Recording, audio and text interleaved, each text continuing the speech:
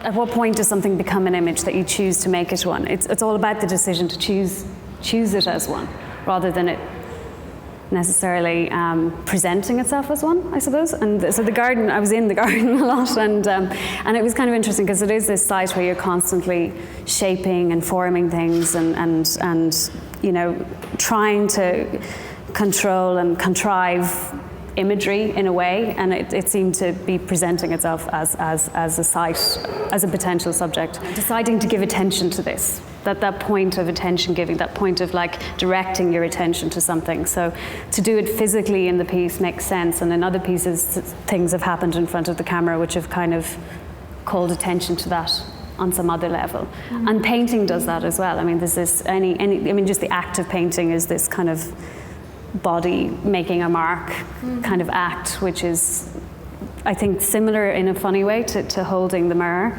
Yeah, and it was really marking in space, and it was kind of, I had to keep shifting it in the studio in terms of what was behind it as well, because every mark sat in a room, in a, you know, against bookshelves, against walls, and it was really good to get it in here into the white space so that the marks sit more clearly against a kind of, but they sit against the audience as well, and they shift and change in a similar way to that kind of slightly unstable or there's a kind of a frenzy in terms of image making in it as well. You know, it's like trying to pin down a mark in a space and then having to see the underside of that and trying to react to that. And although it's not necessarily a frenzied process, I think there's something about it which I've been thinking about as a kind of busyness of trying to freeze something or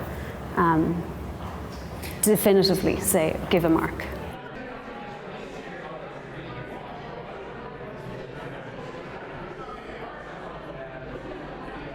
The whole process involved looking, like for me, I was looking at the mirror the whole time, not at what the mirror was looking at, obviously. And there was that whole kind of, the limitations given were really useful. And somehow the movement is one of, it's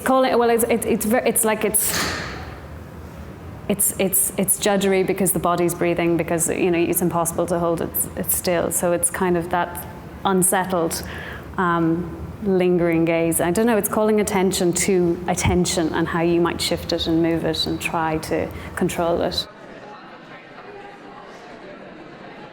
I think the more you're in front of this piece, the more that relation to the object of the mirror changes, from experiencing its image and its illusion quality to regarding it as a thing that has a device that has a cultural context to it, that has fables and myth and folklore all woven around it if you choose to see it in that way.